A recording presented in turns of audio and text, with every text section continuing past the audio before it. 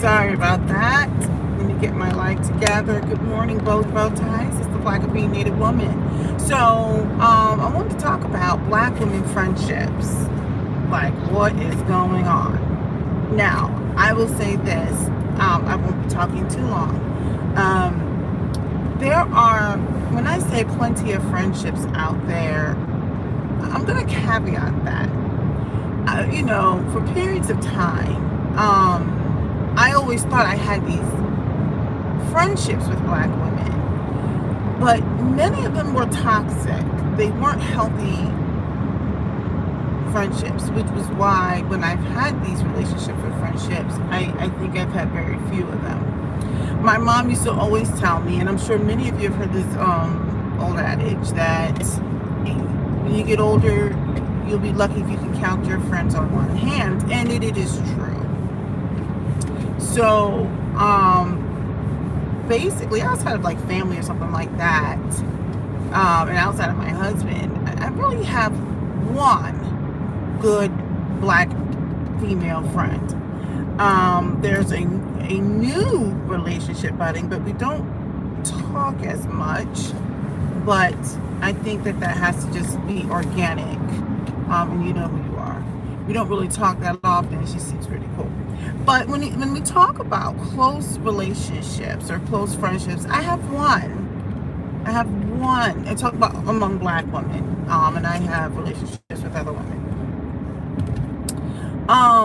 I think a lot of what's going on now. Why is there so much like fog out here in these streets? So I think what's going on is many of these relationships that exist. I hear people say, "Yeah, I have my girlfriends." I do believe they are toxic. I look at how some of my old ones have been in the past. I look at relationships that my sisters have had with some of their friends. And now, granted, I'm the oldest. So when you see shenanigans, so I can spot it a mile away. And I remember there was one in particular that my sister had. This woman, I was like, this is not your friend. She was hella jealous too. I was like, oh, and my sisters, gorge. They're nice looking girls or women. And so, when I was looking at that relationship, and I'm just kind of like, they will never be real friends because there's too much in front of them. I remember I went out to Vegas, I think when my sister turned 30. Was it 30? I don't even remember. I think she was turning 30. I think it was for her 30th birthday. And I was talking about how I didn't get married till later that year. And I was like, I was talking about welcoming wedding because the girl saw my ring and she saw, blah, blah, blah. And that same girl, she was asking me all these questions. And I'm sitting here like, why is she concerned about me? She's here with my sister, And she wanted to know all about my wedding and how much I was spending and stuff like that. And then she started making comments. I was telling her how much I was spending on my wedding. She's like, yeah, that's about average. That's about what I was spending. I'm looking at her like, lady, you don't want to compete with me. I'm sitting there thinking like, are we doing this? And the more and more she started talking, so interesting. When we were out there in Vegas, I watched her watch my sister, okay, because they all brought their boyfriends and whatever else out there with them at the time, so it was almost like a couple's trip too. So I watched her off to the side watching my sister. So you know me, I'm like, that's my blood. So I'm sitting here watching this chick watch my sister, but she didn't say anything, she didn't do anything, she was just watching. Like, she would just stand there and just stare at her. And I'm like, what is up with this chick? So circling back, when I talk about Black women friendships, I think much of the relationships, from what I've seen and heard from many people, they're not real friendships. We call them friendships. They're like frenemies, or I don't know what to call it. I do believe that many of these relationships are born out of toxicity. The Many of these women are not genuinely happy for each other. They're competing with each other. Now, let me just caveat that. Women, when you're younger, compete. That's what you do. Same thing with men. People don't want to admit it. But when you're young and fertile and you know, that prime mating age, everyone is competing, whether you want to believe it or not. But this was something different, you know. Like I said, many women, their relationships, I think, are just born out of loneliness. They may or may not have a significant other who may or may not treat them like crap. And they probably, or may not, I don't know, maybe they have dysfunctional family relationships, so they don't want to cling to that. So they cling to these toxic relationships because these are, everyone involved is probably unhealthy in some way, shape, or form. Well, I think all of the United States is actually unhealthy. But I think that these women get into these relationships, these friendships that are toxic, and one is typically more damaged than the other. So this is what I would say. I don't think that we know how to cultivate friendship. I think much of that is because many of us don't know what womanhood is, what real sisterhood is. Now, I'm going to say this is going to make people mad. I do believe womanhood, based off of the definition, is that whole thing that from when you come from a young girl up into an adult woman, those characteristics that comes with being a female. And I'm talking about to include your sex. I'm not into all this splitting hairs with like, well, men can be women now. I don't care what that says. I assign womanhood to someone who was born with genitalia belonging to the female sex. And womanhood is, in my opinion, prescribed as to what happens when you are maturing into a full-fledged female adult, or whatever you want to call it. I'm probably butchering some of these definitions, but I do believe womanhood is more than that. It's I think womanhood has everything to do with understanding what is it like to entice? What is it like to support? What is it like to have agency in yourself? But there's so much that goes into womanhood, okay? What is it like to come through puberty and understanding how your body is and how to use your body, and I hate to say leverage your body, but the fact of the matter is, the world is visual, not just men.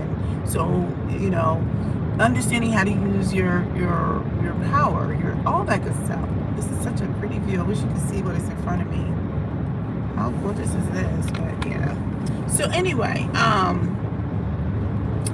so when I think a lot of these friendships don't they're not rooted in understanding like the women. I don't know. I don't think anyone understands womanhood and friendship and understanding what it's like being friends with people when it's inconvenient. And I'm not saying at the detriment to your health or anything like that, but being friends when it's inconvenient.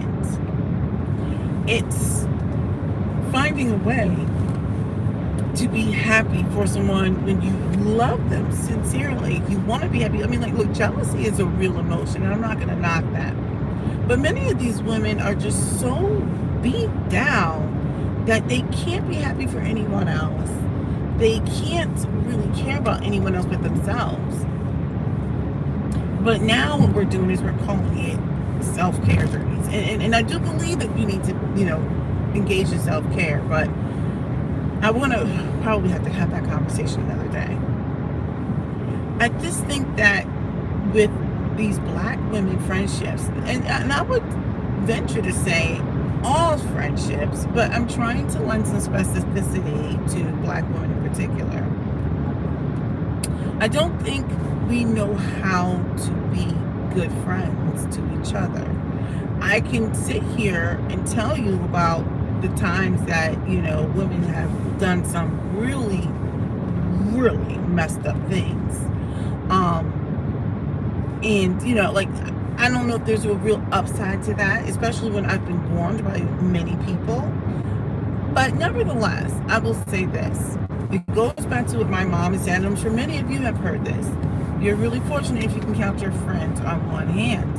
So outside of, like, my family and my husband, I have one black female friend. And there's one that it's new. We don't chat as often, but she seems like really good people. You just have to let that one organically grow. Now, that does not mean I don't have relationships with other people. I want to make that clear. It's not like I live in a bubble. And I have white woman friendships too. But I don't have a whole lot of them. And partially due to how my makeup is, my collection of experiences and my trust issues with a lot of people. So, like I said, like, everyone goes through things, and so what happens is that is my weakness, or that those are things that I have to work on. I don't always trust everybody. I don't. I've seen some things partially due to the type of career choices I've made. So my environment has also shaped me. But yeah, I'm gonna circle back to black women friendships. I think many of them are based. They're toxic. They're not real friendships. Now, there's going to be someone who's going to refute everything I'm saying. Of course, there's real friendships out there. Of course, there are real friendships out there. I think when you look at what's going on, black women, because, and I'm saying as a collective, so this doesn't apply, it doesn't apply, so don't get all wrapped up in your feelings. I think black women have been just going through it over the last 50 years or so. I mean, longer than 50 years, but they've just been going through it. With any relationship, there's been so much trauma going on in the community. So black women, I think, just naturally are going through a level of mistrust with any and everyone. I know I have a lot of mistrust with people. And let me tell you something, my mistrust was actually valid because people had proven me to be correct. I think that we don't understand womanhood. We don't trust. We don't value. I think we don't love ourselves enough. And I think the good thing is that black women are trying to figure all that good stuff out now. That's why they have 5 million journeys that they're on. And I know people get mad when I'm like, well, I don't know, but I'm assuming people are probably like, why is she like shade the journeys? I'm like, because there's so many of them. You got a self-love journey, a soft life journey, a femininity journey, a weight loss journey. We've got a mental health journey. We've got a level up journey. We get your bag journey. We've got so many journeys. The good thing is I think that black women are willing to do the work. I do think that some of what is happening is, I think we're conflating some issues. I think that some of it is like a smoke screen for simply just, people just need to stop being just trifling and being a bad person. So we're calling a lot of these things journeys. I mean, this femininity journey, I'm like, literally there are women trying to teach women how to be feminine. Like, they have whole channels and courses on it. And then when they're doing this, all of them look the same. They all look the same. They all have the same hair, the same wig, the same makeup, the same face, the same voice. They all talk like this. And so, okay, welcome back to the femininity journey. They all have like some sort of pink or peach background. Although my new logo stuff, by the way, that I'm going to be coming out with at some point has like peach undertones. Am I subliminally trying to tell people that they should be? Now that I think about it, look, I just shaded myself. But anyway, getting back to it, I just think that I don't understand what's going on with these friendships. I mean, that's why you can have a Shanquella Robinson who was unalived allegedly by a group of friends, her friend group.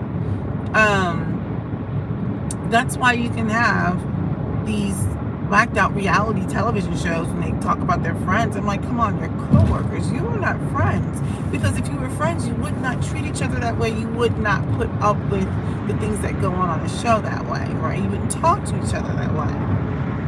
I think many people don't understand what friendship is.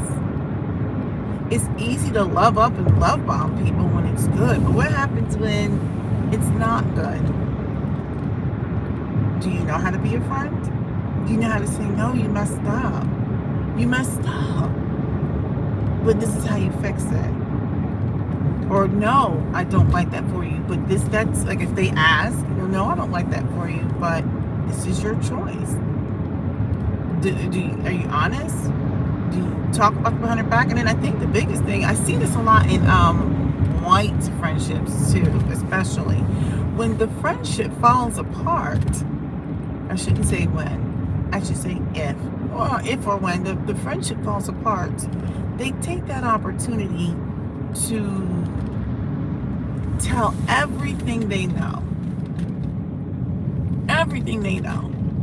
I've recently had a relationship fall apart. We weren't like besties or anything like that. And I don't know all this person's deep dark secrets, But when that person shared information with me, stuff like that, I would not share back, even though I think this person is is demon spawn, is a spawn of Satan. I'm not interested in sharing her personal business. And if she happens to be watching this, which she may or may not be, she knows exactly who I'm talking to. But I would not share her business out. You can't claim to be somebody's friend, but it's conditional. Well, everything's always conditional, but and then when the friendship breaks down, you want to go share people's business. I'm like, I don't get into that.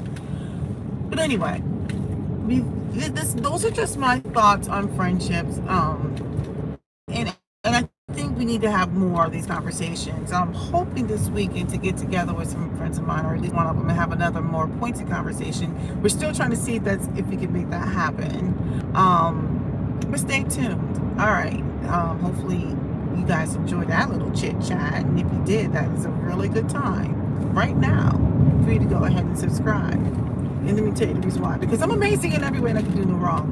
No, let me just say this. A lot of people who, let me rephrase that. People who don't make content, like they hear people say subscribe and blah, blah, blah, blah, but it becomes just very rote. The significance of doing that is when you leave a comment, when you leave a thumbs up, when you watch a video, when you share it out, and when you subscribe, those things signal to the algorithm that this is something that people are interested in. So I used to call it the 5 S's, right? You want to subscribe, you want to see it all the way through, you want to share it out, you want to say something in the comments, and you want to show your support by giving a thumbs up. So if you thought that this was remotely interesting, this is a good time right now to show your support by doing so. Or if nothing else, just leave a comment. Tell me what you think about it, because I do want to have more of these kinds of conversations for sure. I think they're necessary. I'm definitely trying to put out some additional content that's not the same content. And let me say for the record, I do, not all the time, but I do watch I call it, what do you call it, the gossip bloggers and stuff like that sometimes, because sometimes they are funny, but sometimes I just don't want to hear it. Like, I don't want to hear it all the time. So instead of trying to take a shot or anything like that, I just won't watch it. But I do watch other content too. It's just that that's basically what keeps showing up in my feed. I'm trying to look at some other stuff. I don't want to just watch reality show rewind, like replay, what do you call it, like recaps.